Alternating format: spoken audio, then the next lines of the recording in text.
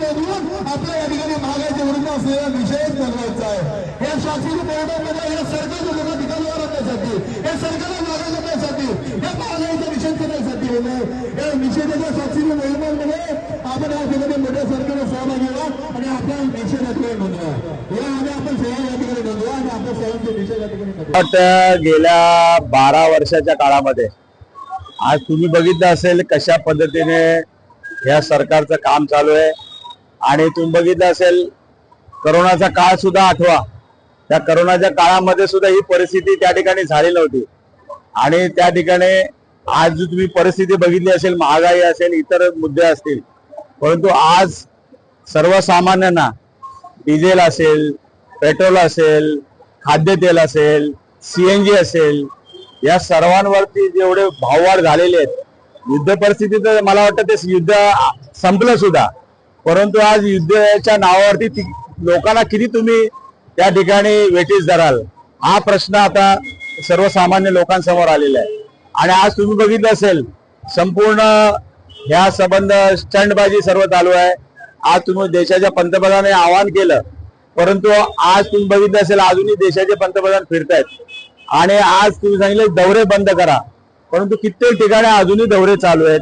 आज तुम्ही बघितलं असेल पेट्रोल, डिझेल असेल, CNG असेल, इलेक्ट्रिक कार घ्या, परंतु इलेक्ट्रिक कारचे इलेक्ट्रिकचं बिल सुद्धा भरायला आज तुम्ही बघितलं असेल त्याची सुद्धा दरवाढ झालेली आहे। आज तुम्ही बघितलं असेल खऱ्या अर्थाने जर दिलासा द्यायचा असेल तर इन्कम टॅक्स, सर्वसामान्य माणूस जो इन्कम टॅक्स भरतो त्याच्यामध्ये तुम्ही सवलत द्या, GST तो रेट कमी करा।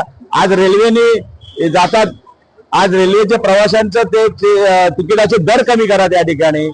अशा पद्धतीने जर वेगवेगळ्या पद्धतीने तुम्ही केलं, फक्त लोकांना उपदेश करून चालणार नाही। आज तुम्ही खऱ्या अर्थाने सरकार म्हणून तुम्ही काम केलं पाहिजे। आज तुम्ही बघितलं असेल महिलांवरती अत्याचार होत आहेत, तुम्ही बघितलं असेल कालच कल्याणमध्ये त्या ठिकाणी एका तरुण मुलीवरती त्या ठिकाणी अत्याचार झाले। मला वाटतं महाराष्ट्र हा देशामध्ये सर्वात गुन्हेगारी ह्याच्यामध्ये नंबर 1 त्या ठिकाणी आहे। भ्रष्टाचारामध्ये गेले सातत्याने 3 वर्ष या ठिकाणी भ्रष्टाचारामध्ये महाराष्ट्र नंबर 1 आहे आणि अशा पद्धतीने आज या महाराष्ट्राचा असेल देशाची परिस्थिती ज्या ठिकाणी करून ठेवलेली आहे, आज लाज वाटते असेल। तुम्ही बघितलं असेल रस्त्यावरनी चालू शकत नाही। आज या ठाणे महापालिकेवरचं तुम्ही बघितलं असेल कालच महासभा होती, त्या महासभेमध्ये 232 ठराव जे जनतेच्या हिताकरता त्या ठिकाणी मांडले होते, पण कुठल्याही प्रकारची चर्चा न करता 5 मिनिटांमध्ये करोडो रुपयाचे त्या ठिकाणी हे मंजूर केले गेले। मला वाटतं स्थानिक BJPनी सुद्धा त्या ठिकाणी विरोध केलेला आहे की त्या ठिकाणी चर्चा बिर्चा काही नाही। आणि असं असताना आज तुम्ही बघितले असेल महानगरपालिकेची सुद्धा परिस्थिती डबघाईला आलेली आहे। आज तुम्ही बघितले असेल 3,500 कोटीची त्या काळामध्ये जे केलेली कामं होती, त्या कामाचा अजूनही त्या ठिकाणी लेखाजोखा त्या ठिकाणी मिळत नाही, कित्येक पैशाचा हिसाब त्या ठिकाणी मिळत नाही। आज तुम्ही बघितलं असेल फक्त या देशामध्ये फक्त निवडणुका जिंकायच्या कशा, EVM मशीनचा कसा गैरवापर करायचा, सत्तेचा कसा गैरवापर करायचा, अशा पद्धतीने त्यांचं काम त्या ठिकाणी चालू आहे।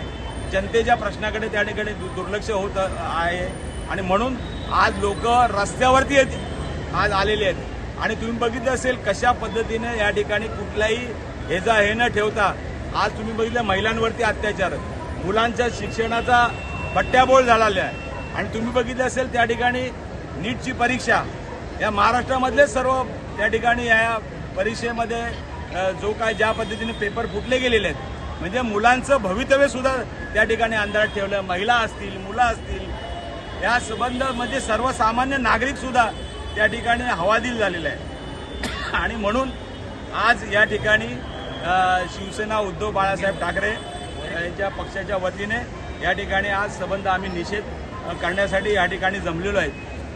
त्या आदरणीय त्यावेळचे कोरोनाच्या काळामध्ये पक्षप्रमुख उद्धव ठाकरे आणि त्यावेळचे मुख्यमंत्री, मला वाटतं एवढी कठीण परिस्थिती असताना सुद्धा त्या ठिकाणी कुठल्याही प्रकारची दरवाढ त्या ठिकाणी झाली नव्हती। आणि आज तुम्ही बघितलं असेल एवढं मोठं संकट आलेलं देशावरती आलेलं असताना सुद्धा त्या ठिकाणी जगामध्ये सुद्धा ते संकट होतं, परंतु या महाराष्ट्रामध्ये कशा पद्धतीने त्यांनी त्या ठिकाणी ते संकट लोकांना या ठिकाणी मदत करण्याचं काम त्यावेळेला केलं असेल। महागाई सुद्धा त्या ठिकाणी स्थिर भाव ठेवले होते आणि अशा परिस्थितीमध्ये सरकार फक्त नुसता दिखावा करण्याचं काम करत आहेत, लोकांना उपदेश करायचे परंतु स्वतःकडून काहीच करायचं नाही, अशा पद्धतीने हे चाललेलं आहे. म्हणून आज आम्ही या ठिकाणी निषेध करण्यासाठी आलो. ही फक्त इशारा आहे, ह्याच्या पुढे यावेळेला रस्त्यावरती उतरून या लोकांना त्या ठिकाणी आम्ही हे करू.